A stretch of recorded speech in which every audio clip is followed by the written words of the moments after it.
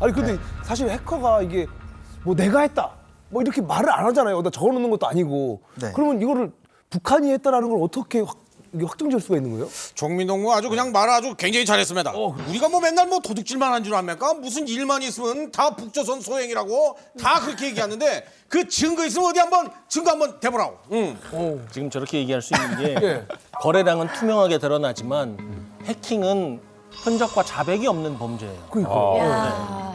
지금 사이버 수사에서는 침투 방식과 자금 흐름을 가지고 이게 해킹의 지문이다, DNA다 이렇게 주장을 하고 있는 상태지 네.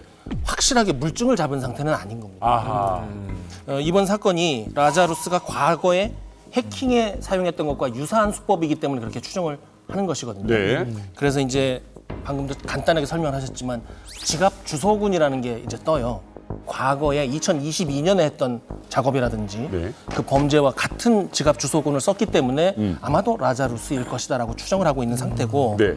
또 FBI는 뭐라고 그랬냐면 탈취된 자금의 흐름이 굉장히 비정상적인데 분산시켜가지고 벌떼처럼 움직이는 이것 또한 라자루스의 소행이 아닌가 이렇게 얘기를 하는 것이고요. 특히 북한 해커 조직이 사용하고 있는 네. 요즘 사회공학적인 기술이다 이런 얘기가 많이 나와요. 네. 그러니까 이거를 트레이터라고 얘기를 해요. 라자루스의 전매 특허인데 해킹이라기보다는 이것을 표적 침투라고 얘기를 해요. 전술적으로는 사이버 잠복 작전입니다. 그러니까 막 머리가 좋고 기술이 좋아갖고 호다닥 하고 나오는 게 아니라 수개월 동안 계속 쳐다보는 거예요. 실수가 없나, 집중 안 비우나, 대충 딴 데 안 쳐다보나.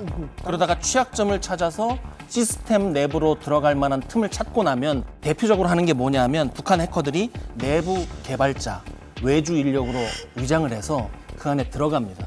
그래서 그 안에 있는 어느 정도의 기본적인 정보를 탈취해낸 후에 결정적인 시점에 공격을 개시하는 거죠.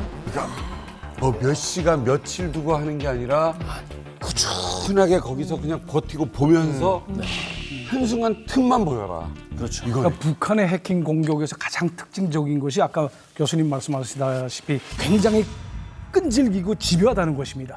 그러니까 이제 해킹을 해서 이제 해킹 공격을 할 때 시간, 뭐 공간, 돈, 인력 이런 것들을 다 집중 투하해가지고 1년 남짓한 그 기간 동안 계속 한 곳만 집중적으로 공략하는 거예요. 예, 그렇게 해서 이제 허점이 생긴다 할 때 이걸 공격하는 그런 수법이거든요. 이게 북한뿐이라고 제가 생각하는 건 뭐냐면 그러니까 국가적인 이런 든든한 뒷배가 없어가지고는 이건 절대로 할 수 없습니다. 그렇기 때문에 이제 북한이라고 우리가 자신 있게 얘기할 수 있는 거고, 이 대표적인 사례로 2016년 이제 방글라데시 중앙은행을 그 공격했던 그런 탈취 사건이 있습니다.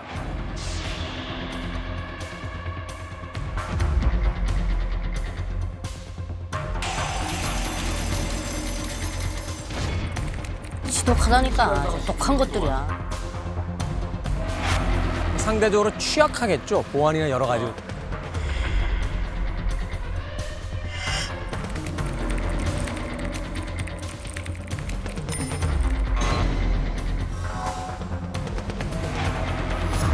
네. 670억 원어치예요.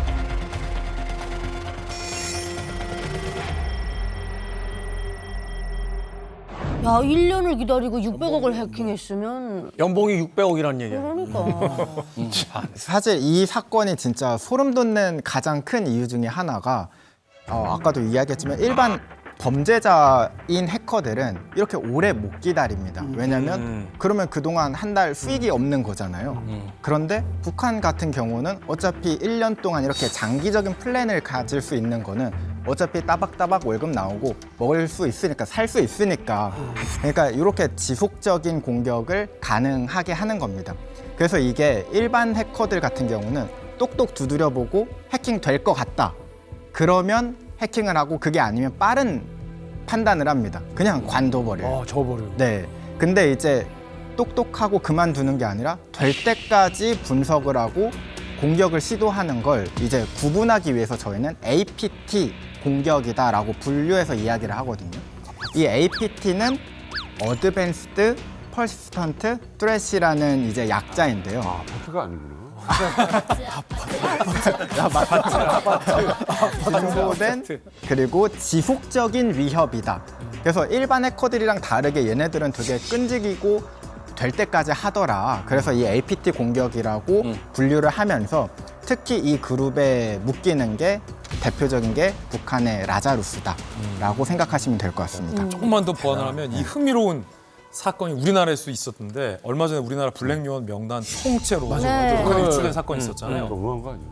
아니 정보사에서 극비리에 아까 콜드월렛이라는 얘기도 하셨는데 인터넷이 다 끊겨 있는 내부 인트라넷에 보관하던 블랙요원 명단이 도대체 어떻게 북한까지 유출됐지 처음에 우리 해킹 의심했었어. 말도 안 되죠. 근데 해킹을 할 수가 없는 거예요. 아예 단절이 돼 있으니까. 그래서 그 우리 정보 당국이 이걸 조사하다 보니까 아 이게 온라인으로 해킹한 수법이 아니라 사람을 이용했구나 라는 방식이에요. 그래서 이런 화이트 맞아요. 해커들을 동원해서 북한이 위장하고 있는 중국 내에 있는 업체들을 다 뒤진 거예요. 우리 해커들이. 북한 업체들을 다 해킹을 해보니까 한 위장 업체에서 우리 블랙요원 명단이 발견됐는데 그 블랙요원 명단을 갖다 넘긴 우리 정보사 내부에 스파이가 있었던 거예요. 그래서 그걸 그때 잡아낸 것도 이 같은 화이트 해커의 방법이었는데 군무원 사건이었죠. 이토록 북한은 전통적인 어떤 사람의 취약성을 노려서 디지털 암호화되어 있는 방어벽을 뚫고 가는 거죠. 전 듣다 보니까 김정일이 살아있을 때 그런 얘기를 했거든요. 조선 사람은 불가능이란 단어를 사용할 줄 모른다. 나폴레옹이야? 그런 얘기를 했어요. 그래서 우리가 항상 그런 얘기 너무 많이 하잖아요. 우리가 못하겠습니다 이렇게 하면 당 조직에서도 당신 그 장군님 하신 말 뭐다?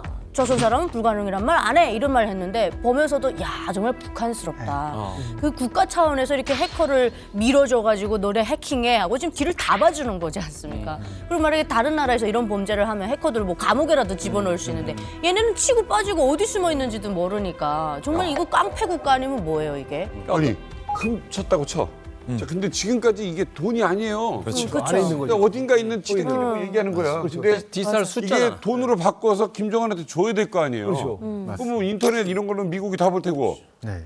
뭘로 할 거야? 뭘로 돈을 바꾸지? 사실 이 암호화폐는 진짜 전산상의 데이터인 것 뿐이잖아요. 어쨌든 이걸 현금화를 시켜야 되는데 현금화 시키기 전에 중요한 과정이 하나 있습니다. 왜냐하면 이 암호화폐는 거래 내역이 아까 제가 보여드렸던 것처럼 다 기록이 되어 있으니까 누가 어디에서 이 자금이 어떻게 이동되는지를 다 볼 수 있단 말이에요. 그러니까 계속 물고 늘어지면은 끝에서 현금화가 되는 지점을 잡으면 되는 거죠. 그렇죠. 그걸 막기 위해서 수십 개, 수백 개의 지갑으로 돌리는 겁니다.